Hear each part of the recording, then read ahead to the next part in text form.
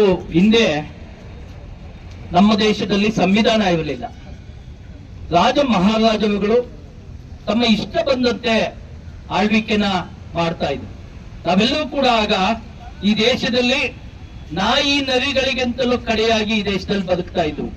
ಇಂದಿನ ಇತಿಹಾಸವನ್ನು ನಾವು ಒಂದ್ಸಲ ತಿರುಗಿಸಿ ನೋಡಿದಾಗ, ನಾನು ಈ ದೇಶದ ಪ್ರಜೆ ಸ್ವಾಮಿ, ನಾನು ಮಠ ಮಧ್ಯಾಹ್ನ ರಸ್ತೆಯಲ್ಲಿ ಓಡಾಡಬೇಕಾಗಿತ್ತು, ಗಂಟೆ ಕಟ್ಕೋಬೇಕಾಗಿತ್ತು, ಎಂಜಲು ಉಗಿಯಂಗಿರಲಿಲ್ಲ, ಒಂದು ಚಿಪ್ ಕಟ್ಕೊಂಡು ಎಂಜಲು ಉಗಿಬೇಕಾಗಿತ್ತು. ಇದು ನಮ್ಮ ಇತಿಹಾಸ. ಆ ಇತಿಹಾಸವನ್ನ ತಿರುಚಿ ಬರೆದಂತ ಒಬ್ಬ ಮಹಾನ್ ವ್ಯಕ್ತಿನೇ ಬಾಬಾ ಸಾಹೇಬ್ ಅಂಬೇಡ್ಕರ್ ಅವರು ಬರೆದ ಸಂವಿಧಾನದಿಂದ.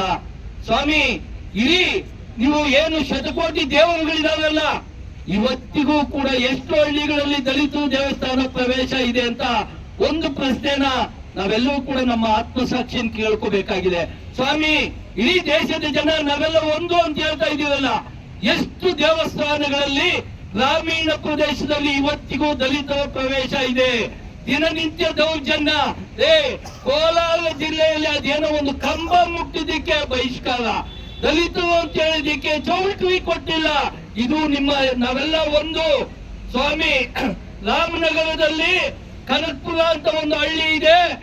ಅಲ್ಲಿ ಟೌನ್ ಪಕ್ಕದಲ್ಲೇ ಒಂದು ದಲಿತ ಕುಟುಂಬಕ್ಕೆ 5 ಜನನ ಕೈಗಳನ್ನ ಕತ್ತರಿಸಿದಾವೆ. ಅಂದ್ರೆ ನಾವು ಯಾವ ದೇಶದಲ್ಲಿ ಬದುಕ್ತಾ ಇದ್ದೀವಿ? 5 ಜನ ದಲಿತರನ್ನ ಕೈಗಳನ್ನ ಕತ್ತರಿಸಿದಾವೆ. ಇದು ನಾವು ಯಾವ ದೇಶದಲ್ಲಿ ಇದ್ದೀವಿ? ನಮಗೆ ಸ್ವತಂತ್ರ ಬಂದಿದೆಯಾ? ಇಂಥ ಒಂದು ಸಂದಿಗ್ಧ ಪರಿಸ್ಥಿತಿಯಲ್ಲಿ ಇವತ್ತು ನಾವು ಬದುಕ್ತಾ ಇದ್ದೇವೆ. ಸ್ವಾಮಿ, ಇವತ್ತು ನಾವು ಒಂದು ಸಲ ಹಿಂದೆ ನೋಡಿ, ಕಲಾರಾಮ್ ದೇವಸ್ಥಾನ ಪ್ರವೇಶಕ್ಕೆ ಯಾವ ದೇವರು ನಮ್ಮನ್ನು ಪ್ರವೇಶ ಕೊಡಿಸ್ರು ಅಂತ. ಚೌದಾರ್ಕೆರೆಯಲ್ಲಿ ಸ್ವಾಮಿ, ಕಲ್ಯಾಣಿ ನೀರು ಮುಟ್ಟೋದಕ್ಕೆ ನಮಗೆ ಸ್ವತಂತ್ರ ಇರಲಿಲ್ಲ ಅಂದ್ರೆ, ಕಲ್ಯಾಣಿ ನೀರು ಮುಟ್ಟೋದಕ್ಕೆ ನಮಗೆ ಸ್ವತಂತ್ರ ಇರಲಿಲ್ಲ ಅಂದ್ರೆ ಯಾವ ತರದ ಸ್ವತಂತ್ರ ನಮಗ್ ಬಂದಿತ್ತು? ನಾವೆಲ್ಲ ಯೋಚನೆ ಮಾಡಬೇಕಾಗಿದೆ. ಕಲಾರಾಮ್ ದೇವಸ್ಥಾನ ರಸ್ತೆಯಲ್ಲಿ ದಲಿತರು ಓಡಾಡಂಗಿರ್ಲಿಲ್ಲ ರೀ. ನಿಮ್ ದೇವರುಗಳೆಲ್ಲ ಎಲ್ಲಿ ಸತ್ತೋಗಿದ್ರು ಅವತ್ತು? ಯಾಕೆ ಇವತ್ತಿಗೂ ಕೂಡ ದೇವಸ್ಥಾನ ಪ್ರವೇಶಕ್ಕೆ ನಿಮ್ ದೇವರುಗಳು ಬಂದು ನಮ್ಮನ್ನ ದೇವಸ್ಥಾನಕ್ಕೆ ಬಿಡ್ತಾ ಇಲ್ಲ? ಎಷ್ಟು ಹಳ್ಳಿಗಳಲ್ಲಿ ದಲಿತರು ದೇವಸ್ಥಾನ ಪ್ರವೇಶ ಮಾಡ್ತವೆ? ಒಂದು ಪ್ರಶ್ನೆನ ನಾವು ಕೇಳಬೇಕಾಗಿದೆ. 75 ವರ್ಷ ಆಗಿದೆ ಈ ದೇಶ ಇಂಗ್ಲಿಷ್ ನಲ್ಲಿ ಬಿಟ್ಟೋಗಿ ನಮ್ಮದೇ ಸರ್ಕಾರ ನಡೀತಾ ಇದೆ. ಯಾಕೆ ಈ ಕಾನೂನು, ಬಾಬಾ ಸಾಹೇಬರು ಬರೆದಂತ ಕಾನೂನು ಯಾವ ಮಟ್ಟಕ್ಕೆ ಅನುಷ್ಠಾನಕ್ಕೆ ಬಂದಿದೆ ಅನ್ನೋದನ್ನ ನಾವು ಪ್ರಶ್ನೆ ಮಾಡಬೇಕಾಗಿದೆ.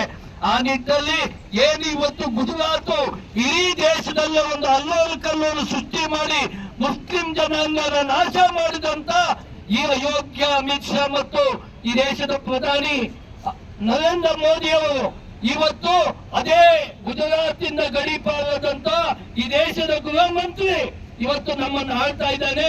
ಬಾಬಾ ಸಾಹೇಬರ ಬಗ್ಗೆ ಕೀಳಾಗಿ ಮಾತನಾಡಿದ್ದಾನೆ ಅಂದ್ರೆ ನಾವೆಲ್ಲ ಯೋಚನೆ ಮಾಡಬೇಕಾಗಿದೆ. ಸ್ವಾಮಿ, ಎಷ್ಟು ಜನ ಸ್ವರ್ಗಕ್ಕೆ ಹೋಗಿದ್ದಾವೆ? 7 ಸಲ ಸ್ವರ್ಗಕ್ಕೆ ಹೋಗ್ತವೆ ಅಂತ ಹೇಳಿದ್ಯಲ್ಲ, ನಿನ್ಗೆ ರಾಜಕೀಯ ಆಗಿದೆಯಾ? ಆಗ್ತಾ ಇದೆಯಾ?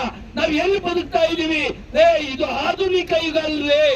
ಆಧುನಿಕ ಯುಗ ಅಲ್ವೇ? ಇವತ್ತು ಕಂಪ್ಯೂಟರ್ ಯುಗದಲ್ಲಿ ನಾವೆಲ್ಲ ಬದುಕ್ತಾ ಇದ್ದೇವೆ. ಮತ್ತೆ ನಮ್ಮನ್ನು ಹಿಂದಿನ ಯುಗಕ್ಕೆ ತಳ್ಳಬೇಡವೆ. ಮತ್ತೆ ನಾವು ಜೀತ ಮಾಡೋದಕ್ಕೆ, ಮತ್ತೆ ನಾವು ಚಪ್ಪಲಿ ಹಾಕದೆ ಎಂಜಲ್ನ ಚಿಪ್ ಕಟ್ಕೊಂಡು ಎಂಜಲ್ ಮುಗಿಯುವಂತ ಹಳೆ ಸಂಸ್ಕೃತಿಗೆ ನಮ್ಮನ್ನು ಕಳಿಸ್ಬೇಡಿ. ಆಧುನಿಕ ಯುಗದಲ್ಲಿ ನಾವು ಬದುಕ್ತಾ ಇದ್ದೇವೆ. ಪ್ರಪಂಚದಲ್ಲಿ ಇವತ್ತು ಏನ್ ನಡೀತಾ ಇದೆ ಅನ್ನೋದನ್ನು ಮೊಬೈಲ್ ಅಲ್ಲಿ ನಾವು ನೋಡ್ತಾ ಇದ್ದೀವಿ.